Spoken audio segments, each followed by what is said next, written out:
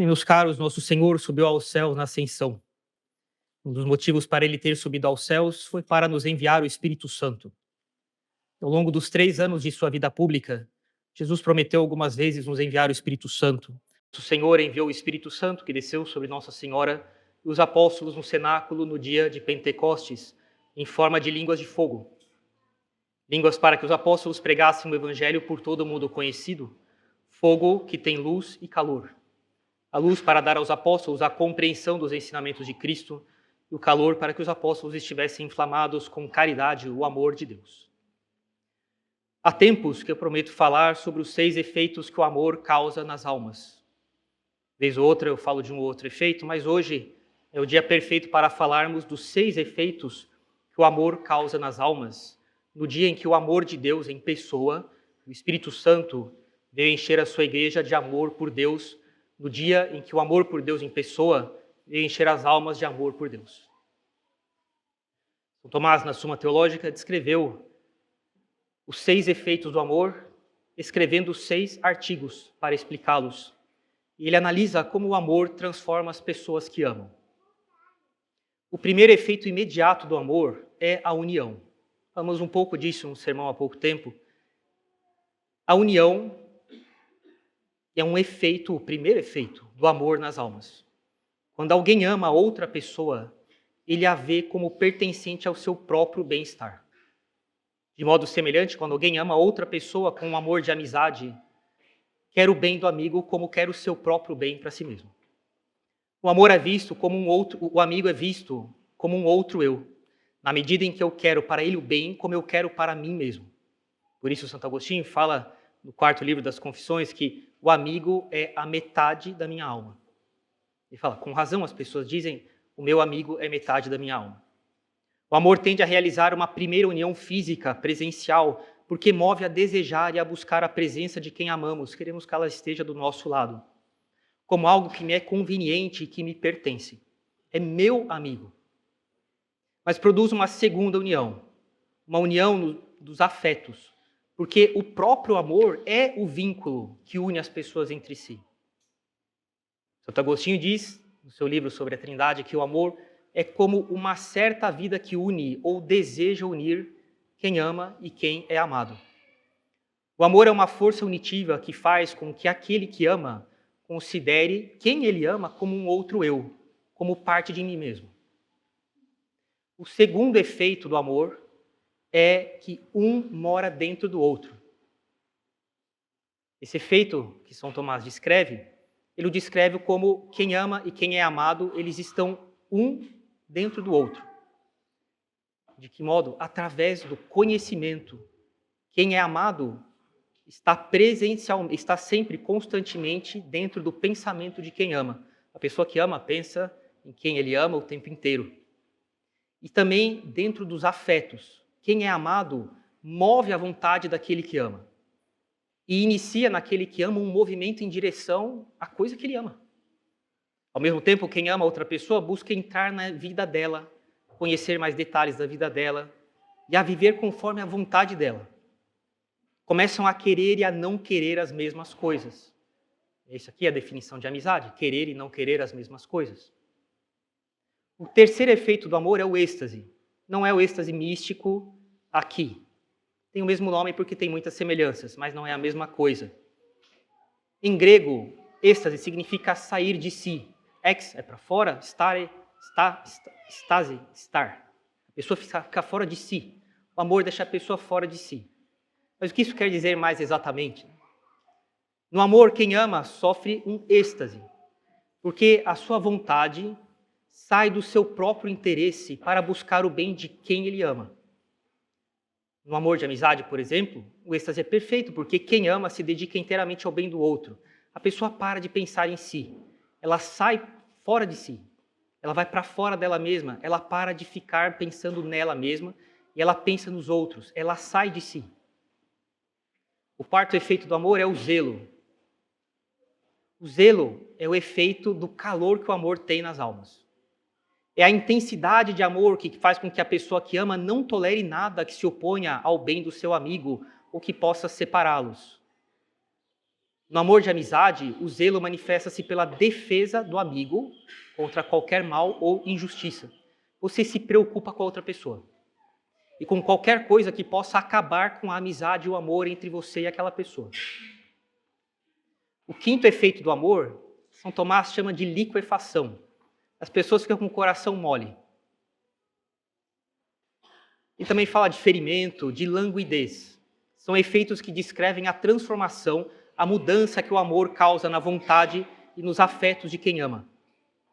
O coração da pessoa fica derretido, torna-se maleável, aberto para ser possuída pela pessoa que é amada. A pessoa que ama fica muito porosa, muito fácil de mudar em função da pessoa que ela ama. E quando a pessoa amada está ausente ou quando o amor por ela é muito intenso, isso machuca a alma. A pessoa sente saudades.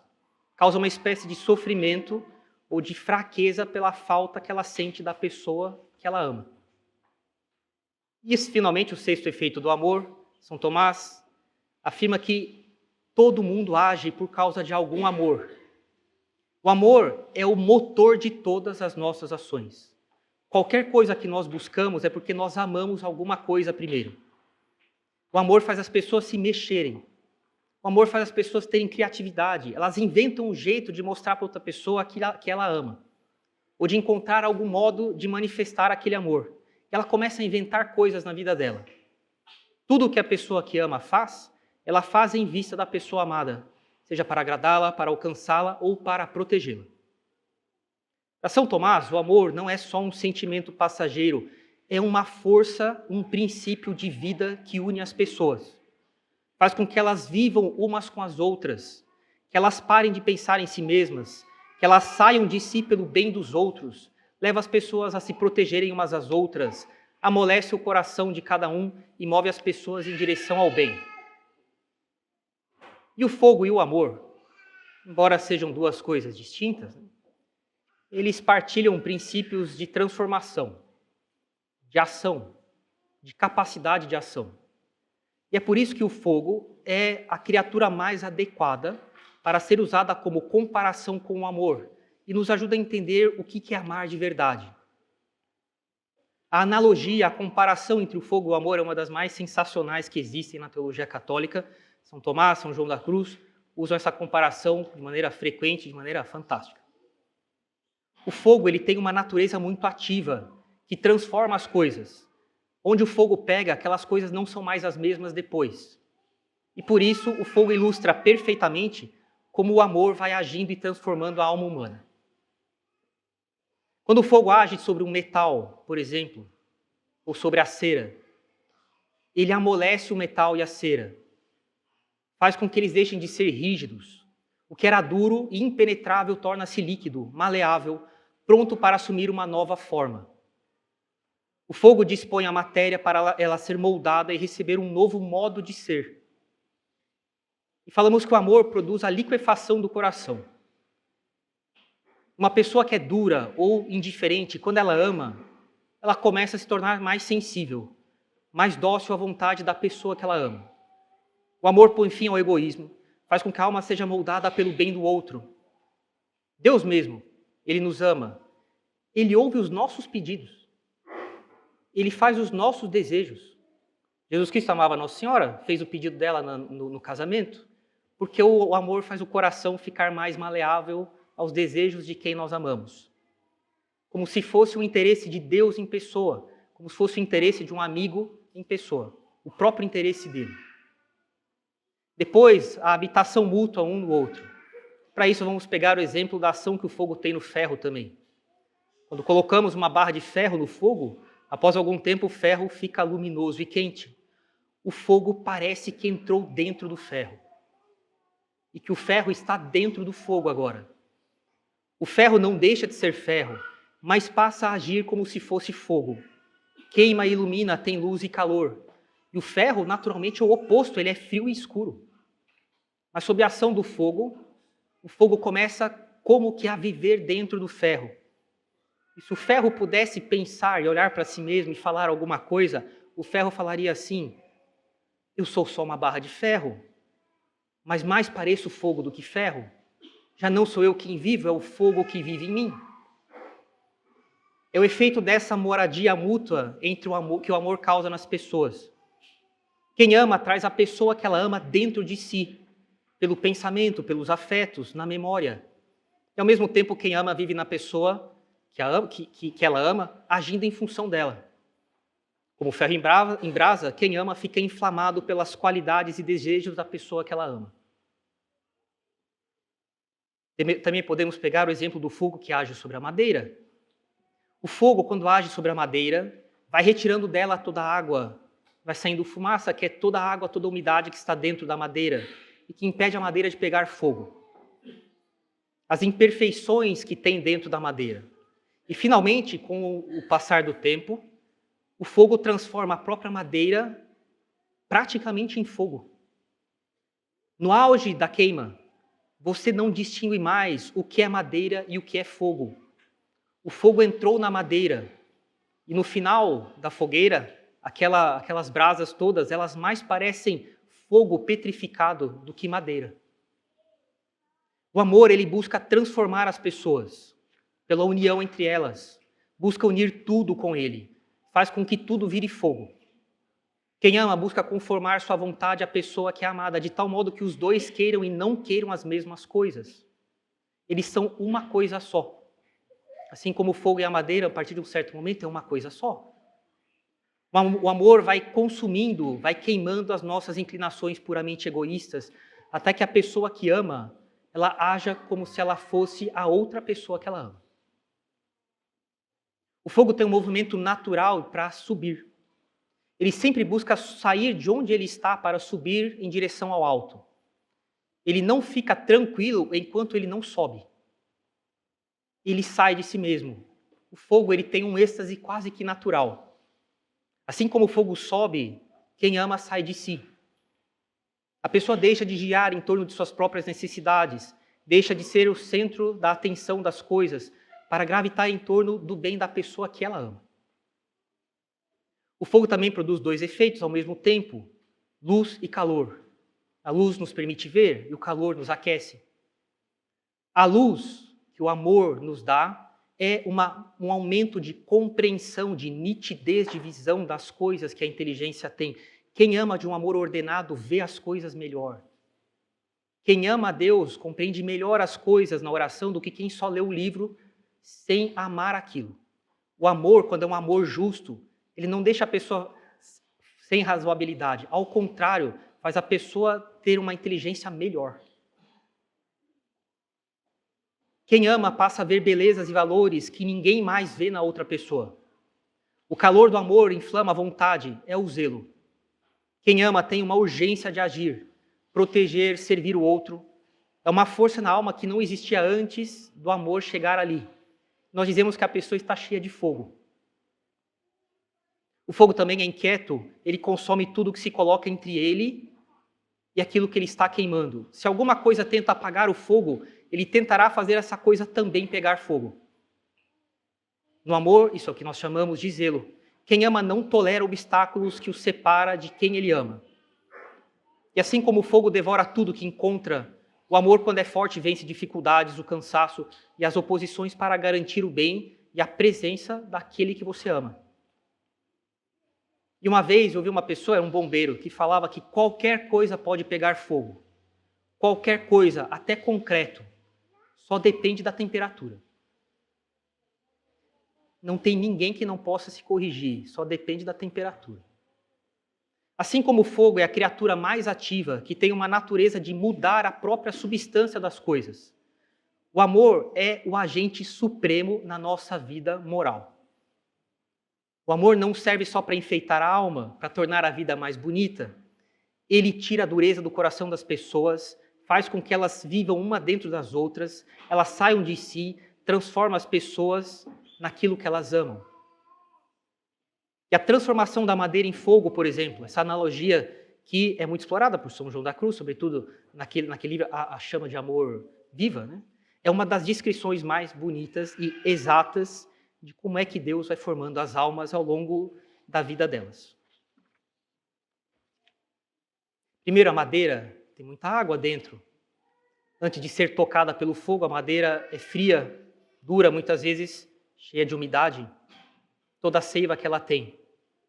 Na vida espiritual, é quando a pessoa, antes da conversão ou começando a se converter, ainda lhe falta caridade.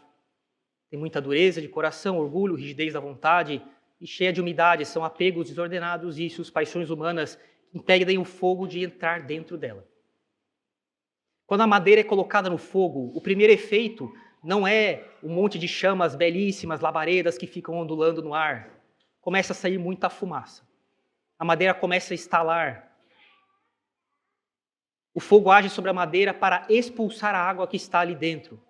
O vapor de água começa a sair, causando rachaduras na madeira, e ela estala e sai fumaça. A madeira começa a ficar escura. Ela parece mais feia e suja do que quando estava fria. Também na vida espiritual, quando a graça, juntamente com ela, a caridade, o amor de Deus, o fogo divino, começa a agir seriamente numa alma, a pessoa não se sente iluminada, ela se sente muito miserável. Ela começa a ver seus pecados com grande clareza. E essa luz faz com que os olhos da alma, que é a inteligência, fiquem doendo. Tanta luz tem. São as dores de consciência. Todos os sofrimentos que ela passa, ela fica reclamando, ela chora, sai água de dentro dela. Estala. Vem as tentações, a secura espiritual na oração. A alma sente que está piorando. Na verdade, o fogo de Deus está expulsando, pondo para fora todas as impurezas que antes estavam escondidas nas finas dobras da alma e a umidade que estava lá, que impedia o fogo de entrar dentro dela. O fogo continua agindo até que toda a água evapora. Agora eu posso fazer alguma coisa. Agora a coisa vai para frente. A madeira tornou-se escura, mas ela está seca, ela está leve, perdeu muito do seu peso inicial. Tinha muita água ali dentro, que impediu o fogo de queimá-la por dentro. A madeira perde a sua cor natural, ela agora está diferente, ela não parece a mesma de antes. Mas ela ainda não foi transformada pelo fogo, mas ela já é diferente. E as pessoas percebem isso. É um momento de uma maior abnegação na vida espiritual. A pessoa vai perdendo aquelas coisas que pesavam a sua alma, apegos, que são como a água da alma, que trazem muito peso, mas impede o fogo do amor de Deus pegar dentro de nós. Ela já começa a não ter mais prazer nas coisas do mundo, mas ainda não sente grandes alegrias nas coisas de Deus. O fogo ainda vai pegar mais, mas ela já está mais leve com os sacrifícios que ela fez. A alma está sendo preparada para pegar fogo por dentro. E uma vez seca, a madeira subitamente pega fogo. Depois de um grande, longo período de fumaça e de estalos da madeira, agora o fogo começa a andar melhor. A madeira começa a brilhar e a ter calor próprio. A madeira começa a ficar incandescente, ela vai se transformando em brasa. Mas aí ela perde muito de si. Toda aquela madeira vira muita coisa vira cinzas e vira uma pequena brasa comparada com a quantidade de madeira que tinha antes. Mas agora ela já não recebe luz e calor de fora. Ela se tornou uma fonte de luz e de calor. Ela começa a se tornar brilhante como o fogo que a queima. A alma começa a ser movida pelos dons do Espírito Santo. As virtudes já não são praticadas com esforço penoso, mas com uma maior facilidade e com uma grande alegria que vem de Deus, uma alegria que não se compara a nada desse mundo, uma alegria que vem de dentro para fora, ou melhor, que vem de dentro e fica dentro. Lembre-se, aquelas chamas ali no altar, elas são muito serenas. Ai de quem tocar nelas, sentirá toda a vitalidade interior que a chama tem, mesmo se por fora ela parece muito tranquila.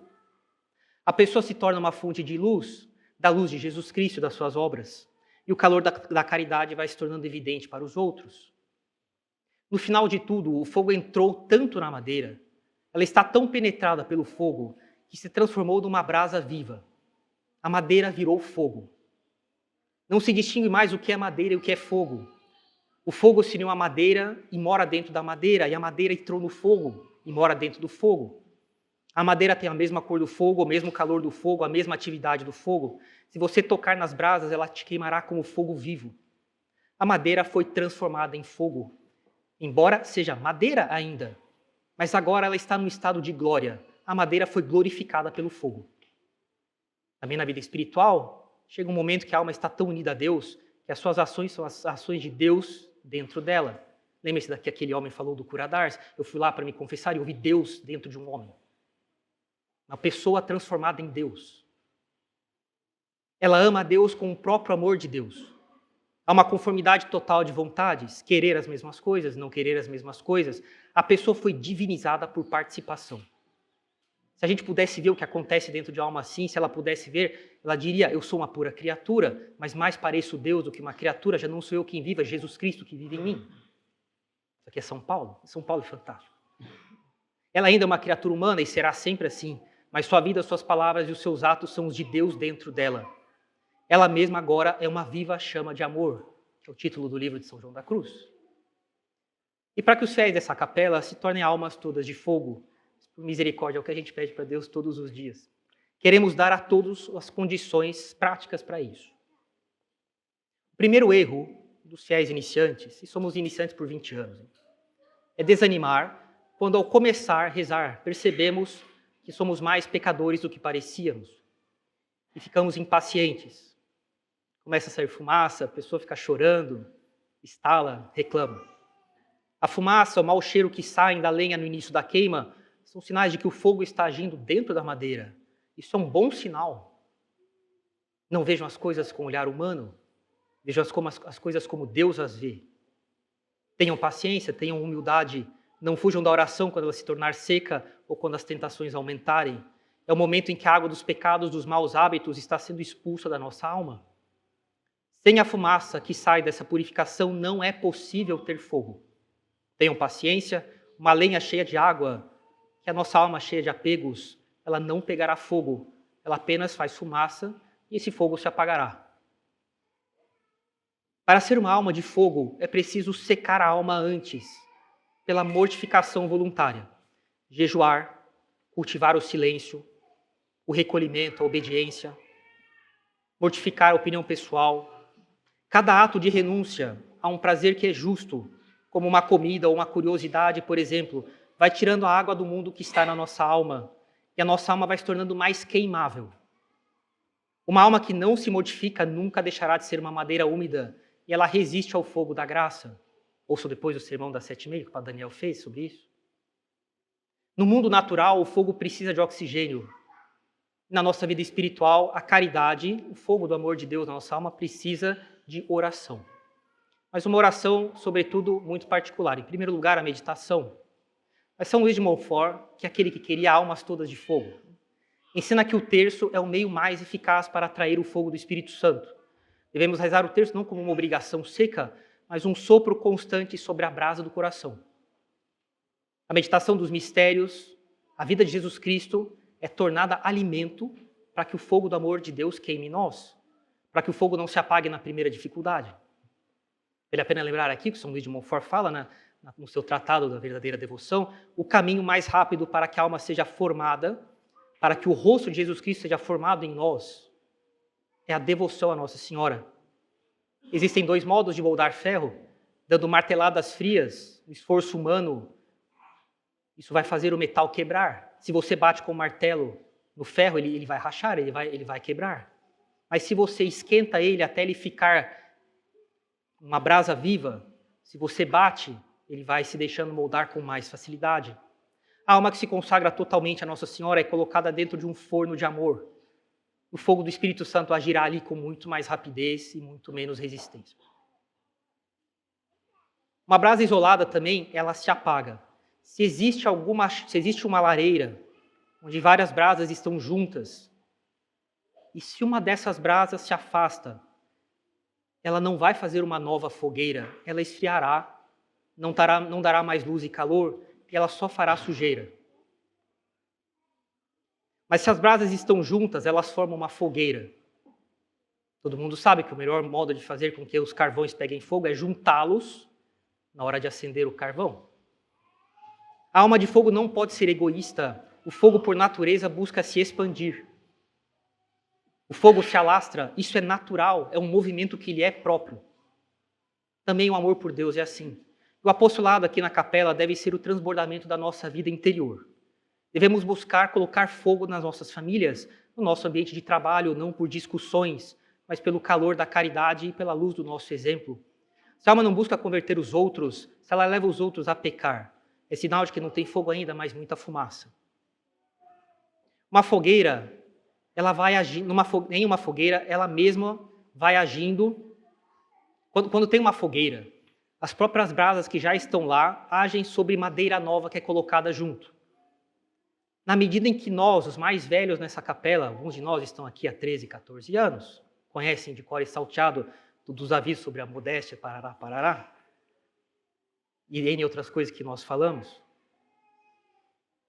Quando uma madeira nova é colocada em cima de uma fogueira que já está em brasa, as brasas agem sobre a madeira nova, elas vão transformando os novatos sob a ação umas das outras. É isso que nós desejamos nessa capela.